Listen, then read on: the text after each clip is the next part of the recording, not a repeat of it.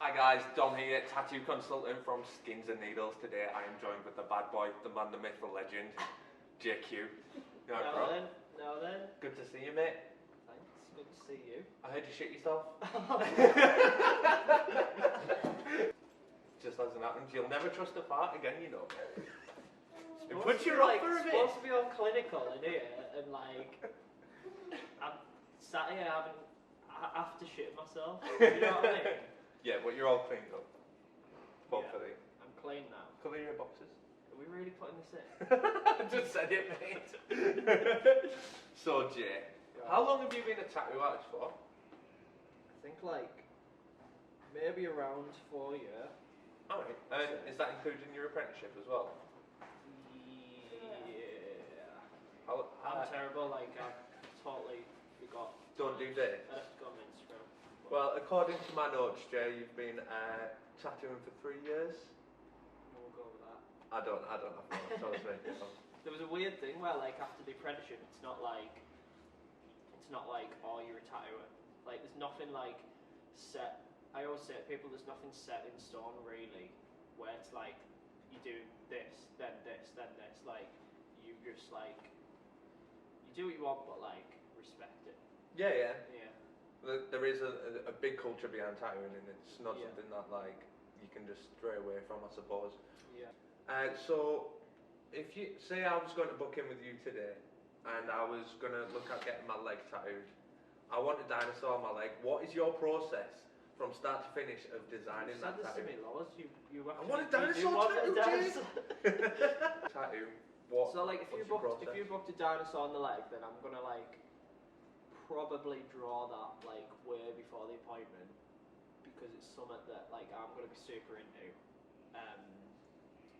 Not that I'm not into them all, but like that's not a common thing that people get, is it?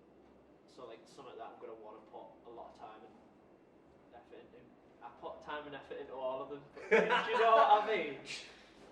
I like to get people on Instagram, talk to them through there, and like I guess the answer to the question is like I'll sketch it out rough, like very very rough, and then I'll send that to the person and say like I'll usually put it on a body part as well, like I'll get a mannequin or something, and then like on my iPads send it to them, and it'll look rough, and I'm always saying to customers like don't think that this is your design. And like I've had some really negative stuff that I've like told people like, but most people they get it. They're just like, yeah, like I'm asking, do you like the composition? Do you like where I'm going with it? Before I start like spending a ridiculous amount of hours, like probably more hours on that than the tattoo. Like refining everything and like making sure everything's in the right place, yeah. fit the flow of the body. Yeah, but then I guess the other things that don't take me as long to draw, like they'll get drawn maybe the day before or something because I'm so busy. I know that you asked me to get your clients to get in touch with you so you can send them a design the night before. Yeah. I've seen that a lot. Do you think that like working on an iPad is like makes it a lot easier with like designs and stuff? Yeah, 100%. There's like the technical bits behind it when you start learning about how to use the iPad. It's like if you make a mistake, obviously you can just go back and like if you need any references, you can just drop them straight in. Yeah. The iPad's like it's insane.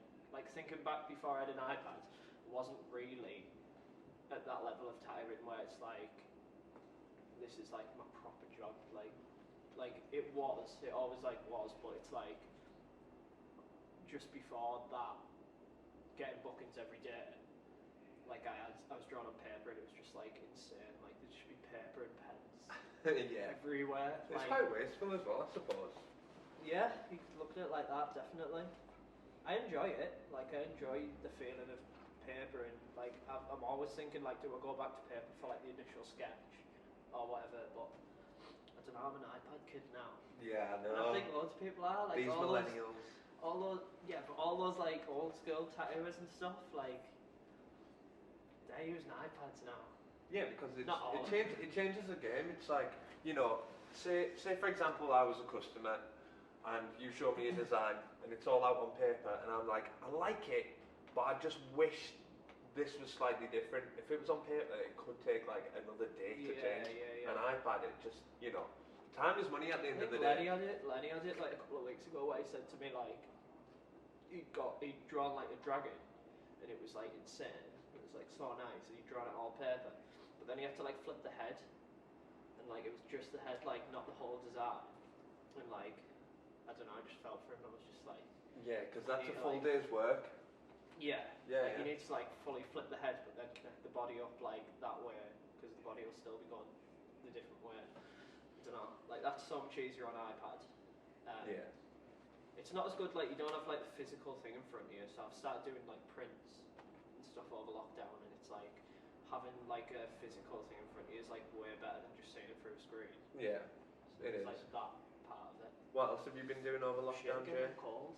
Do you want to cuddle, mate? We can't. Can't, COVID. but In your eyes, what is it that makes a perfect tattoo? This just isn't the perfect tattoo. Good question. Like, Good answer. It's just crazy. Like I was always like that. I was like before I knew about how to even draw tattoos.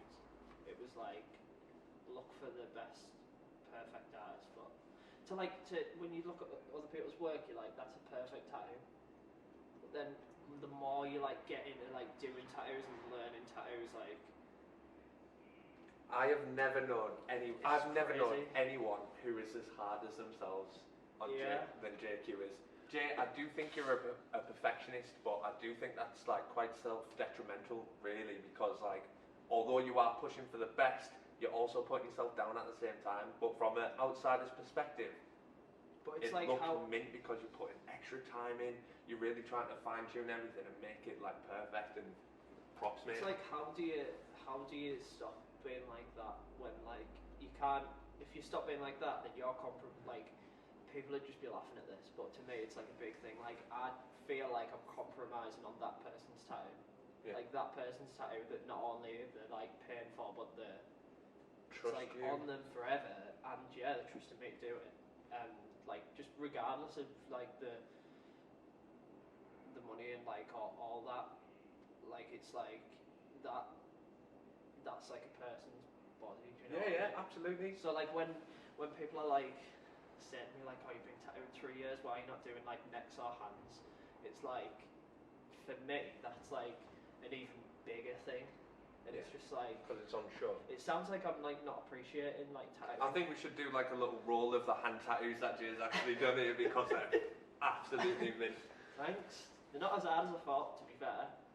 But it's still something that's always on show, and for me anyway, I think right, if I'm gonna like paint someone's garden, I'm not gonna really mind because it's only the people in the garden who are gonna see it. But if I'm gonna start painting the front of the house, it's like I've got to make sure I do a good job. Yeah, exactly. Yeah. So they've all got the same like level of responsibility, but some are like just insane. Like because you do have quite a few customers, like returning customers, and I'll be talking to them online, or they'll give us a call or whatever, and I'll just be like, so what is it that you're thinking about getting done? And they're like, Jay's already started and he knows what he's doing. Yeah. And like obviously you do have a style that you stick to, which is black work. Yeah. And obviously you do dabble out, but black work is where you like really specialise in, and a lot of your customers, like I said, literally just put their trust in your hands. Yeah. That's crazy, isn't it? Yeah. It's mad. Yeah, but you've built up that trust. Yeah. It's something that you've worked towards, and like it's not something that you can pay for, something you're born with.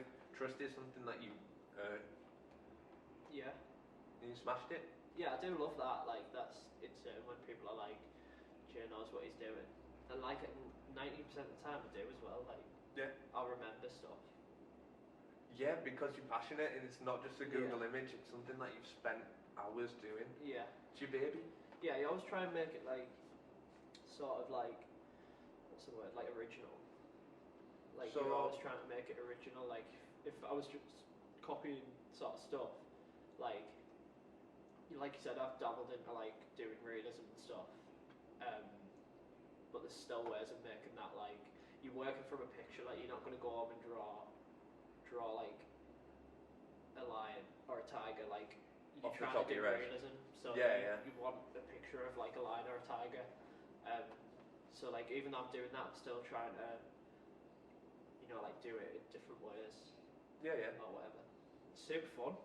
Absolutely, man. It is fun doing that. And I think with like a creative job like this as well, like I don't think you can ever hit a top. Like, you know, you can constantly keep learning, keep Yeah. adapting, keep getting better. Yeah, 100%. Like that's like a good thing and a bad thing, isn't it? Yeah, yeah. That's like the thing of like me going totally insane with it, but then like I love that it's not like perfect. And like when people understand that, like it's